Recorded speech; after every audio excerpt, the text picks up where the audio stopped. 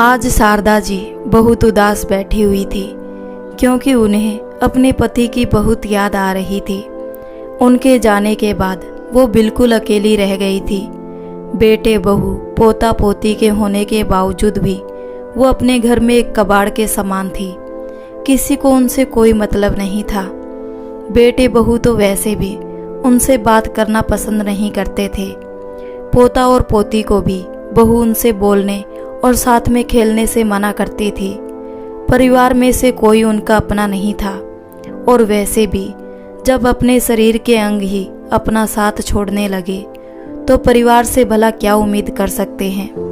शारदा जी घर के आंगन में बिछी चारपाई पर बैठी अपने बच्चों को आते जाते देखकर ही समय गुजार लेती थी।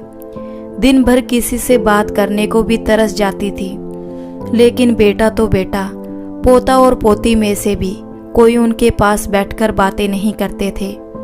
किसी से बात करने की कोशिश भी करती तो उन्हें दुत्कार दिया जाता। हर कोई उनसे दूर भागता था जैसे वो कोई अछूत हो। आज सुबह जब शारदा जी सोकर उठी तो रसोई घर में से बहुत अच्छी खाने की खुशबू आ रही थी। कुल्ला मंजन करके जल्दी से आंगन में आकर बैठ गई। बच्चे तैयार होकर स्कूल जा चुके थे। थोड़ी देर में उनका बेटा जॉब पर जाने के लिए तैयार होकर कमरे से बाहर निकला तो बेटे से शारदा जी पूछने लगी, बेटा खुशबू तो बहुत अच्छी आ रही है, क्या बनाया है बहू ने? अरे माँ, जो भी बनाया है थोड़ी देर में सामने आ जाएगा। सब काम निपटाने के बाद आपकी बहू आपको भी खाना दे देगी, चिंता मत करो। ऐसा कहते हुए उनका बेटा गाड़ी स्टार्ट करके घर से चला गया। थोड़ी देर और बीत गए तो भूख से परेशान शारदा जी पुराने दिनों को याद करने लगी। कभी उनका इतना दबदबा हुआ करता था कि पूरा गांव उनकी कितनी इज्जत करता था। बेटा बहू उनके आगे ऊंची आवाज में बात तक नहीं करते थे। उनका हर फैसला पत्थर की लकीर के समान होता था, जिसका कोई विरोध नहीं कर सकता था।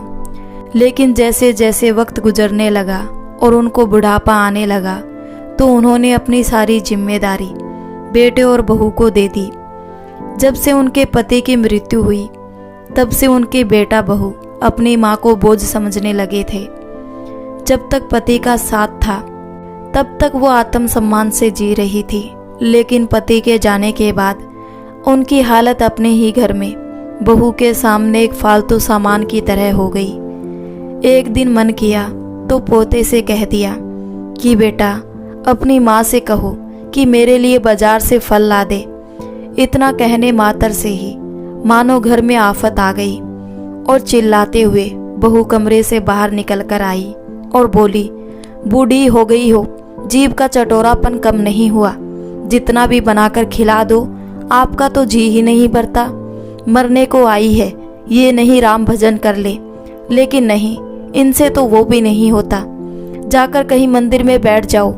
वो अपने पास में रहने वाली सीमा की सास उसकी कितनी मदद करती है और छोटे मोटे काम भी करवा लेती है, पर यहाँ तो इतना भी सुख नसीब नहीं है कि बुढ़िया कुछ काम करवा दे। अपनी कड़वी जुबान से बहू ने इतनी जली कटी सुनाई कि फल खाने की इच्छा ही कोसों दूर चली गई। उनका बेटा इतना हट्टा कट्टा था, पर मजाल था कि माँ को सुनाती हुई अपनी पत्नी को काबू में कर सके। कभी गलती से ऐसा कुछ कहता भी तो उल्टा खुद ही पत्नी उसे सुना देती। उस दिन के बाद उन्होंने बहू से खाने को कुछ नहीं मांगा। जो कुछ सामने आता तो वो चुपचाप खा लेती, नहीं तो भूखी बैठी रहती। आज बहुत देर हो गई, बहू अभी तक खाना लेकर नहीं आई। शारदा जी अभी ये सब सोच रही थी कि उनकी बहू काजल बाहर आई और उनके सामने खाने की थाली रखकर चली गई, जिसे देखते ही बहुत देर से खाने का रास्ता देखती हुई शारदा जी खाना खाने लगी। हालांकि जिस खाने की खुशबू उन्हें आ रही थी वैसा कुछ भी उनकी थाली में नहीं था, केवल रोटी के साथ अचार था। लेकिन भूख इतनी लगी थी कि वो खाना भी उन्हें 56 भोग से कम नहीं लग रहा था। शारदा जी अपने जीवन से परेशान हो चुकी थी। मन ही मन बुदबुदाती हुई विचार करने लगी कि सच में बुढ़ापा तो नरक के समान है। मालूम होता है कि नरक के जाने वाले सारे रास्ते बस यहीं से होकर निकलते हैं। ना तो शरीर में पहले वाली ताकत रह जाती है और ना ही अपने घर में इज्जत। शारदा जी कभी अपने बुढ़ापे को कोसती तो कभी बदली हुई परिस्थितियों को। इसके अतिरिक्त भला कर भी क्या सकती थी। थोड़ी थोड़ी गर्मी की शुरुआत हो रही थी तो बदलते मौसम के साथ उन्हें खांसी होने लगी। एक दिन सुबह के समय उन्हें इतनी खांसी आई कि उनका हाल बेहाल होने लगा। फिर शारदा जी बेटे से बोली, बेटा, इस खांसी ने तो बहुत परेशान कर रखा है। ऊपर से शुगर की बीमारी है और दवाई भी खत्म हो गई है। आज मुझे डॉक्टर के पास ले चल, कहीं तबीयत ज़्यादा ना बिगड़ जाए। अपने बेटे को बुलाकर शारदा जी ने कहा तो उसी समय उनकी बहू तेजी से कमरे से बाहर आई और बोली, वो सब बाद में करना, मेरी मम्मी की तबीयत ठीक नहीं है, इसलिए आज हमें वहाँ जाना है। थोड़ी देर में ही बेटा अपनी पत्नी और बच्चों को लेकर अपने ससुराल चला गया और शारदा जी आश्चर्यचकित हुई। बस उन्हें देखती ही जा रही थी। रह रहकर खांसी आ रही थी मगर कोई सुनने वाला कहाँ था। आंगन में खाट पर लेटे हुए थोड़ी देर बाद उनकी आंख लग गई तो खांसी में भी कुछ आराम आ गया। सोकर उठी तो करीब 1 बजा था। उन्होंने नाश्ता भी नहीं किया था तो सोचा बहू ने नाश्ता बनाकर रखा होगा, उठकर ले लेती हूँ। ये सोचकर जैसे ही किचन की तरफ जाने लगी तो देखा दरवाजे पर ताला था। वो तो बस ताले को ही देखती रह गई और घुटनों के बल बैठकर सिर पकड़कर रोने लगी। हे भगवान, अब मैं क्या करूं?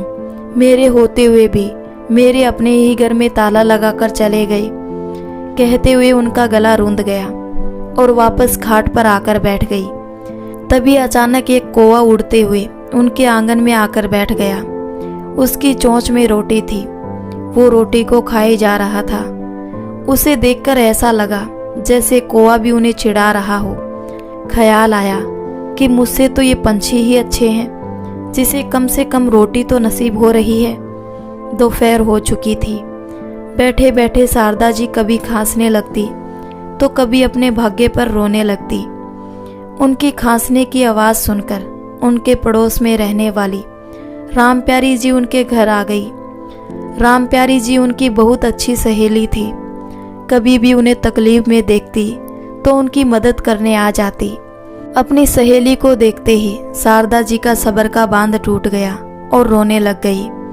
राम प्यारी जी ने उन्हें चुप कराया और उनसे रोने का कारण पूछा तो रोते हुए उन्होंने सारी बात बताई।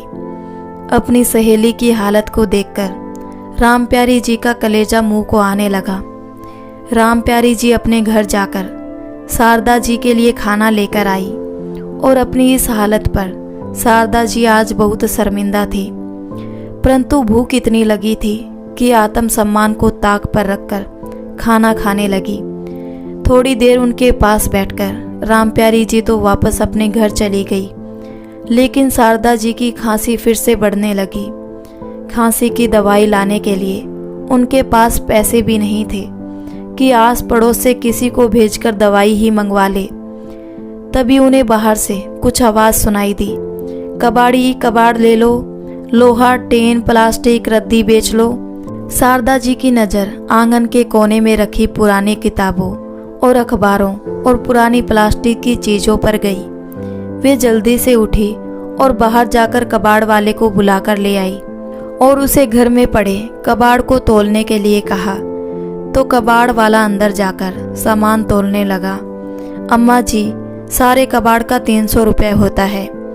तो शारदा जी खुश हो गई कि चलो, इतने में तो मेरी दवाई आराम से आ जाएगी। तभी कबाड़ वाला पैसे गिन ही रहा था कि इतने में शारदा जी के बेटे और बहू घर वापस लौट आए। उन्हें कबाड़ बेचते देख उनकी बहू जल्दी से अंदर आई। तब तक कबाड़ वाला उन्हें पैसे दे चुका था। ये सब देखकर उनकी बहू गुस्से से तिल मिलाकर अपनी सास से बोली, अच्छा तो अब आप हमारे पीछे चोरी भी करने लगी है। ऐसा कहते हुए उसने अपनी सास के हाथ से सारे पैसे छीन लिए। फिर शारदा जी बोली, बहू ऐसी बात नहीं है, मेरी तबीयत बहुत ज़्यादा खराब थी। एक तो सुबह से कुछ खाया नहीं था और ऊपर से मेरे पास खांसी की दवाई भी नहीं थी। खाना तो मुझे पड़ोस वाली रामप्यारी जी ने लाकर दे दिया था, लेकिन दवाई खाने के लिए मेरे पास पैसे नहीं थे। इसलिए सोचा कि कबाड़ बेचकर कुछ पैसे मिल जाएंगे तो अपनी दवाई मंगवा लूँगी। कहते हुए शारदा जी की आवाज़ भारी हो गई, लेकिन ना तो बेटा और ना ही बहू को उन पर तरस आया।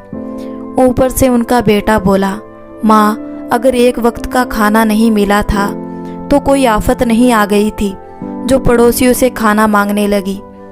बेटे की बातों से शारदा जी का दिल टूट गया, लेकिन बहू तो एक कदम और आगे निकल गई। कबाड़ वाला जैसे ही पीछे मुड़कर सारा कबाड़ उठाकर जाने लगा, तभी बहू कबाड़ वाले से बोली, अरे भैया अभी तो मेरे घर में बहुत कबाड़ है। जाते जाते कबाड़ वाला रुक गया और पीछे मुड़कर बोला, हाँ मैडम जी बताइए और ले लेता हूँ, हमारा तो यही काम है, दिखाओ कितना कबाड़ है। तभी उनकी बहू ने शारदा जी की ओर इशारा करते हुए कहा, हमारे घर में ये कबाड़ है, ले जाओ, आपकी बड़ी मेहरबानी होगी। इतना सुनते ही शारदा जी का दिल कांप उठा और इधर कबाड़ वाले के आश्चर्य का तो ठिकाना ही नहीं था। इतनी बात सुनते ही कबाड़ वाले के हाथ से तराजू छूट गया।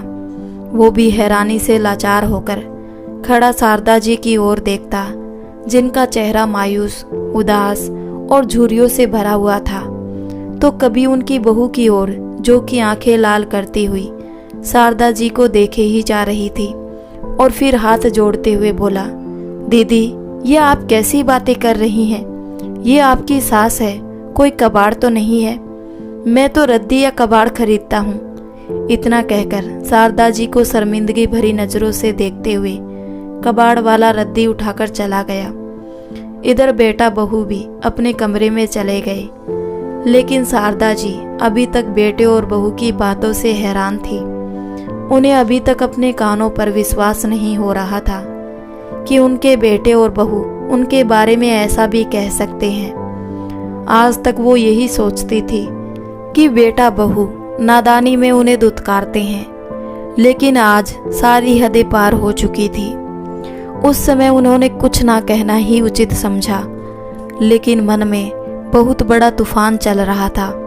रात हो चुकी थी, खाने की थाली उनके सामने पड़ी थी, लेकिन अब उन्हें भूख नहीं थी।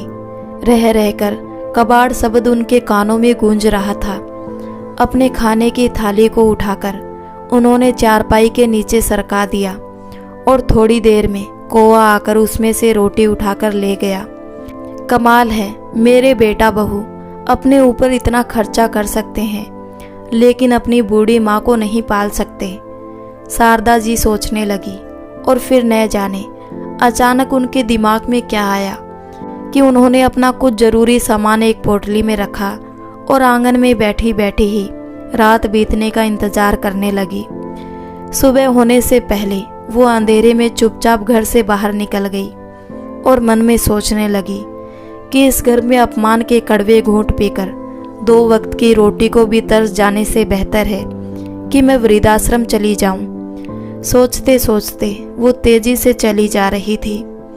जैसे ही गांव से बाहर पहुंची तो समस्या में पड़ गई कि कहाँ जाया जाए। तभी पास से गुजरते हुए एक व्यक्ति से पूछने लगी, बेटा यहाँ आसपास कोई वृद्धाश्रम है क्या? अगर हो तो इस बूढ़ी माँ को वृद्धाश्रम में छोड़ दो, तुम्हारा भला होगा। कहते हुए उनका गला भर आया। शारदा जी की आवाज़ सुनकर वो व्यक्ति पीछे मुड़ा और उन्हें गौर से देखने लगा। शारदा जी ने देखा कि ये तो वही आदमी है जो कल उनके घर कबाड़ खरीदने आया था, जिसके सामने उनकी बहू ने उनकी बेइज्जती की थी। अरे अम्मा, आप यहाँ इस हालत में और वृद्धाश्रम क्यों जाना चाहती हैं? हैरानी से कबाड़ वाले ने पूछा तो शारदा जी की आंखों में आंसू आ गए। केवल इतना ही बोल पाई कि सारी उम्र जिस बेटे के लिए मैंने जी तोड़ मेहनत की, वही बेटा जब बुढ़ापे में मुझे 2 वक्त की रोटी भी ना खिला पाए तो क्या फ़ायदा ऐसे बेटे के साथ रहकर। इससे बेहतर है कि वृद्धाश्रम ही चली जाऊं। इतना कहते हुए शारदा जी फूट फूट कर रोने लगी। शारदा जी की हालत ऐसी देखकर कबाड़ वाले की आंखों में भी आंसू आ गए। चलो मैं आपको ले चलता हूँ, उदासी भरे सवर में कबाड़ वाला बोला और उन्हें अपनी गाड़ी पर बैठाकर ले गया। रास्ते में शारदा जी लगातार खांसती ही जा रही थी। जैसे ही वृद्धाश्रम के बाहर पहुंची तो कबाड़ वाला उन्हें छोड़कर जाने लगा। तभी न जाने उसके मन में क्या आया कि वो वापस उनके पास गया और बोला, अम्मा एक बात कहना चाहता हूँ। मैंने जब से होश संभाला है खुद को अनाथ ही पाया है। मेरे माँ बाप मुझे बचपन में ही छोड़कर चले गए। मुझे उनकी सेवा का मौका ही नहीं मिला। मैं पूरी उम्र अपने माता पिता के प्यार और आशीर्वाद के लिए तरसता रहा। अगर आप मेरे साथ रहना चाहे तो मुझे बहुत खुशी होगी। आपको भी घर परिवार मिल जाएगा और मुझे भी माँ का साया मिल जाएगा। कबाड़ वाले की बात सुनकर शारदा जी हैरानी से देखती रह गई और फिर बोली, लेकिन बेटा आज तो तुम ये बात कह रहे हो, परंतु अगर कल को मैं तुम्हें भी बोझ लगने लगी तो फिर मैं कहाँ जाऊंगी? नहीं नहीं, तुम मुझे वृद्धाश्रम ही छोड़ दो, यही मेरे लिए ठीक होगा। तभी कबाड़ वाला हाथ जोड़ते हुए बोला, अम्मा माता पिता का साया होना कितना बड़ा आशीर्वाद है, ये तो केवल मेरे जैसे अनाथ ही जान सकते हैं। और फिर बोला, अम्मा आपने शायद मुझे पहचाना नहीं, मेरा नाम सूरज है। जब मेरी उम्र 8 साल की थी तब मैं भीख मांगता था। मुझे भीख मांगते देख आपने मुझे अपने पास बुलाया और समझाया था कि भीख मांगना अच्छी बात नहीं होती, मुझे जीवन में आत्मसम्मान से जीना चाहिए। ऐसा कहते हुए आपने मुझे कुछ रुपए दिए थे और कहा था कि कोई भी छोटा मोटा काम शुरू कर लो, लेकिन कभी जीवन में भीख मत मांगना। और अम्मा आपकी उसी एक सीख ने मेरा जीवन ही बदल कर रख दिया। आज मैं जीवन में इज्जत से जी रहा हूँ तो केवल आपके कारण। अम्मा एक बार मुझे अपनी सेवा का मौका दीजिए, मैं आपको कभी कोई कमी नहीं आने दूंगा। ऐसा कहते हुए सूरज उनके पैरों में गिर पड़ा। तभी शारदा जी ने उसके सिर पर हाथ रखा और आशीर्वाद देते हुए उसे अपने सीने से लगा लिया और उसके साथ उसके घर की ओर चल पड़ी। घर पहुंचकर सूरज ने उन्हें आंगन में कुर्सी पर बैठाया और जल्दी से अपनी पत्नी और बच्चों को बुलाकर ले आया। शारदा जी से मिलवाते हुए कहने लगा कि ये मेरी अम्मा है, इनके मुझ पर बहुत एहसान है और आज से ये हम लोगों के साथ इसी घर में रहेंगी। फिर उसने अपनी पत्नी आरती को शारदा जी के लिए चाय नाश्ते का इंतजाम करने को कहा। थोड़ी देर में सूरज अपनी पत्नी के पास रसोई घर में गया और उसे शारदा जी की सारी बात बता दी। उनका सारा किस्सा सुनकर सूरज की पत्नी को भी बहुत दुख हुआ। तभी सूरज बोला, आरती बस एक चीज का ध्यान रखना कि अम्मा को यहाँ कोई तकलीफ ना हो। सूरज की पत्नी बहुत संस्कारी थी। अपने पति को आस करते हुए कहने लगी, आपने जैसा कहा था वैसा ही होगा। वे दोनों थोड़ी देर में अम्मा के लिए खाना लेकर आ गए और उन्हें भरपेट खाना खिलाया। थोड़ी ही देर में सूरज उनकी शुगर की दवाई भी ले आया। अगले दिन जब शारदा जी सुबह सवेरे उठी तो उन्हें बहुत अच्छा महसूस हो रहा था। सूरज ने उनके नहाने की सारी व्यवस्था कर दी और बाजार जाकर उनकी ज़रूरत का सामान भी खरीद कर ले आया। सूरज को अपनी इतनी सेवा करते देख शारदा जी बस उसे देखे ही जा रही थी। सुबह के समय उन्हें खाली बैठे कुछ सोचते हुए देखा तो सूरज उनके हाथ में अखबार देते हुए बोला, लो अम्मा अखबार पढ़ लो। अखबार देखते ही शारदा जी के चेहरे पर एक मुस्कान आ गई। शायद उन्हें अखबार पढ़ना बहुत पसंद था, लेकिन जैसे ही उन्होंने पोटली में से अपना चश्मा निकाला तो सूरज ने देखा कि उनका चश्मा टूटा हुआ था और उन्हें उस चश्मे से अखबार पढ़ने में काफ़ी दिक्कत हो रही थी। काम पर जाने से पहले सूरज अम्मा का टूटा हुआ चश्मा अपने साथ ले गया और जब शाम को घर लौटा तो उसी नंबर का एक नया चश्मा बनवा कर ले आया और शारदा जी को देते हुए बोला, लीजिए अम्मा, अब आपको अखबार पढ़ने में परेशानी नहीं होगी। अपना नया चश्मा देखते ही शारदा जी की आंखों में आंसू आ गए। उन्हें अचानक अपने अतीत की वो बातें याद आने लगी जब उन्होंने अपने बेटे को टूटा हुआ चश्मा ठीक करवाने को बोला था और बेटे बहू ने उन्हें इतनी बातें सुनाई थी कि उसके बाद कभी बेटे के सामने चश्मे को बनवाने की बात ही नहीं की थी। आज अपना नया चश्मा देखकर वो देखने लगी। उन्होंने सूरज को ढेरों आशीर्वाद दिए। रात के समय में अक्सर सूरज शारदा जी के पास जाकर बैठ जाया करता, उनके पैर दबाने लगता। एक बार पैर दबाते हुए सूरज ने शारदा जी से पूछा, अम्मा आप यहाँ खुश तो है ना, कोई तकलीफ तो नहीं? तो शारदा जी ने कहा, बेटा तुम मेरी इतनी चिंता मत किया करो, मैं यहाँ बहुत खुश हूँ। ये सुनकर सूरज के चेहरे पर संतुष्टि के भाव आ गए और अम्मा का हाथ अपने हाथ में लेते हुए बोला, बस अम्मा आप खुश हैं तो मैं भी खुश हूँ। तभी शारदा जी हंसते हुए बोली, अरे बेटा तुम्हारे होते हुए मुझे हो भी क्या सकता है। मैंने तो कभी सोचा भी नहीं था कि उम्र के इस पड़ाव में आकर मुझे इतना अच्छा जीवन नसीब होगा। सच कहूँ तो ये सब मुझे किसी सपने की तरह लग रहा है। मैंने अपने बेटे के पालन पोषण में कभी कोई कमी नहीं रखी, लेकिन मेरे अपने ही बेटे बहू मुझे बेचने तक को तैयार हो गए और तुमने अपने घर पर लाकर मुझे इतना सम्मान दिया और इतनी खुशी दे डाली जिसकी मैंने कभी कल्पना भी नहीं की थी। ऐसा कहते हुए शारदा जी उठकर बैठी और फिर अपनी पोटली खोलते हुए बोली, बेटा आज मैं अभी तुझे कुछ देना चाहती हूँ। इतना सुनते ही सूरज अचानक चौंक गया और बोला, क्या देना चाहती है अम्मा? शारदा जी ने अपनी पोटली में से कुछ कागजात निकाले और सूरज के हाथ में देते हुए कहा, अब ये सब तुम्हारा है। तो सूरज हैरानी से बोला, ये क्या है अम्मा, और ये आप मुझे क्यों दे रही है? शारदा जी बोली, बेटा ये मेरी ज़मीन और घर के कागज है, अब मैं ये सब तुम्हारे नाम पर करना चाहती हूँ। इतनी बात सुनते ही सूरज ने वो कागज शारदा जी के हाथ में वापस दे दिए और बोला, नहीं नहीं अम्मा, मैं ये सब नहीं ले सकता। पहले ये आपका मुझ पर बहुत एहसान है, आप ना होती तो शायद मैं आज भीख मांग रहा होता। फिर शारदा जी बोली, बेटा अपने बेटे के साथ रहकर तो मैं अपना जीवन बड़ी मुश्किल से काट रही थी। कई बार मैंने अपनी जिंदगी खत्म करने के बारे में भी सोचा, लेकिन तूने तिल तिल मरती हुई बुढ़िया को एक नई जिंदगी दे दी। अपनी सेवा से इस बूढ़े शरीर में फिर से नई जान डाल दी। अब तो मुझे अपनी जिंदगी से प्यार होने लगा है। तुम कल ही जाकर एक वकील को बुलाकर ले आना, मैं जल्द से जल्द ये काम पूरा करना चाहती हूँ। सूरज ने लाख मना किया, लेकिन शारदा जी नहीं मानी और आखिरकार शारदा जी की जिद के आगे सूरज की एक नहीं चली। शारदा जी ने अपना मकान और जमीन उसके नाम पर कर दी। कोर्ट की तरफ से शारदा जी के बेटे और बहू को मकान खाली करने का नोटिस भेज दिया गया।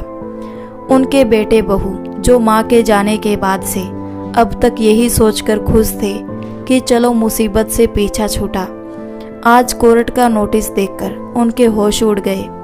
बौखलाया हुआ उनका बेटा मदद मांगने के लिए कभी पड़ोस में रहने वाली शारदा जी की सहेली के पास जाता तो कभी गांव के मुखिया के पास।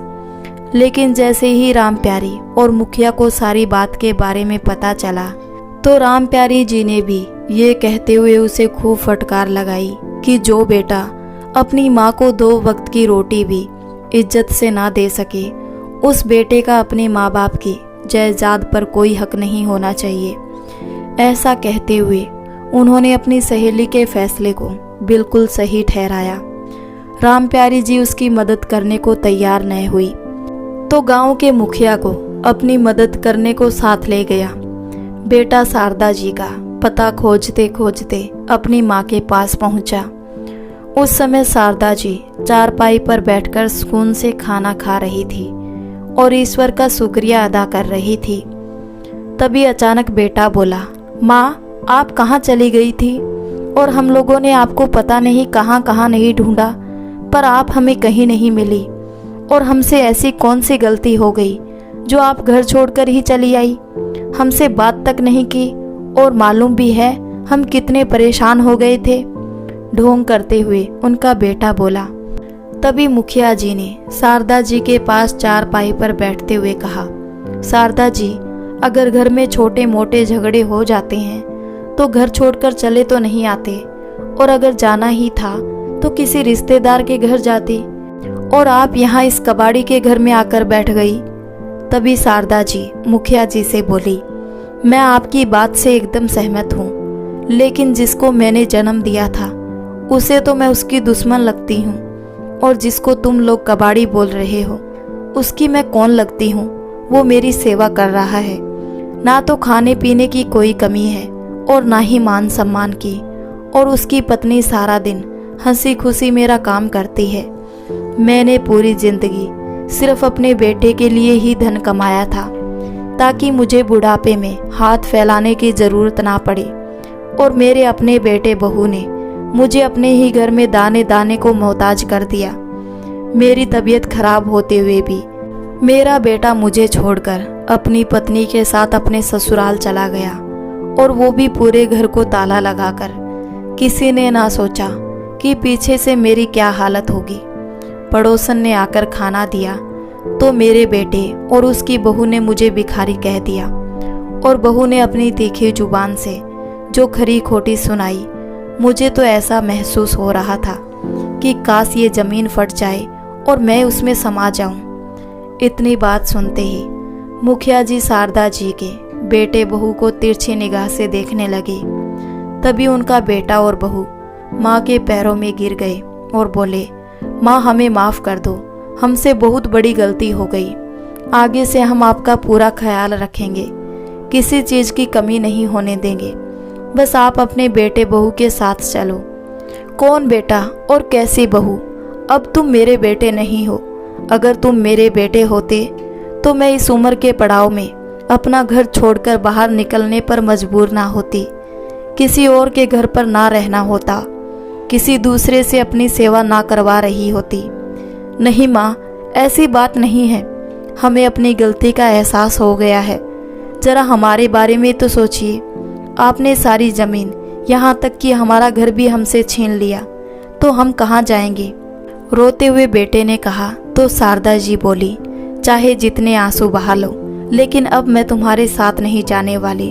शुक्र मनाओ कि तुम्हारे पिता की नौकरी तुमको मिली थी, वरना तुम जैसे बेटे को तो एक फूटी कौड़ी तक नहीं मिलनी चाहिए। अरे मेरा तो अपना ही खून पराया हो गया, और पराये ने मुझे सहारा दिया और इतनी सेवा की जिसकी मैंने कभी कल्पना भी नहीं की थी। बेटा, अब तो तुम्हारे साथ वापस जाने का सवाल ही पैदा नहीं होता। तभी उसकी बहू गुस्से में बोली, माँ जी, जिन्हें आप अपना मानकर यहाँ बैठी है ना, वो आपसे नहीं, आपकी ज़मीन से प्यार करते हैं। देख लीजिएगा, एक दिन आपको पछताना पड़ेगा। उसी समय सूरज, जो सारी बातें दूर खड़ा सुन रहा था, उनके पास आया और बोला, अम्मा, आपकी ज़मीन जायदाद में से मुझे कुछ भी नहीं चाहिए। ऐसी ज़मीन मेरे किसी काम की नहीं। मैं भले ही कबाड़ का काम करता हूँ, लेकिन फिर भी मेरे पास इस घर में किसी चीज़ की कमी नहीं है। कमी है तो सिर्फ बुजुर्गों के आशीर्वाद की, और आपके आने से वो कमी भी दूर हो गई। ऐसा कहते हुए सूरज की आंखें नम हो गई। इतनी बात सुनते ही मुखिया जी उठ खड़े हुए और बोले, शारदा जी, जो फैसला तूने लिया है वो बिल्कुल सही है। अगर बेटों के होते हुए माँ बाप को ये दिन देखने पड़े तो फिर क्या फ़ायदा ऐसे बेटे होने का। मुझे यकीन है कि तुम यहाँ बहुत अच्छे से रहोगी। ऐसा कहकर मुखिया जी वहाँ से चले गए, और बेटा बहू भी अपना सा मुँह लेकर वहाँ से चले गए। कानूनी कार्रवाई करते हुए उन्होंने अपना मकान और ज़मीन अपने कब्जे में ले लिया, और बेटे बहू को मकान खाली करना पड़ा। अब बेटे बहू एक किराए के मकान में रह रहे थे, और शारदा जी सूरज और उसकी पत्नी के साथ जीवन बिता रही थी। सूरज की पत्नी शारदा जी की खूब मन से सेवा करती थी, और शारदा जी भी दोनों को ढेरों आशीर्वाद देते नहीं थक रही थी। तो दोस्तों, इस कहानी के बारे में आपकी क्या राय है, नीचे कमेंट करके ज़रूर बताइएगा। और आपको हमारी कहानियाँ पसंद आती हो तो हमारे चैनल सोशल स्टोरी को भी सब्सक्राइब कर लीजिएगा।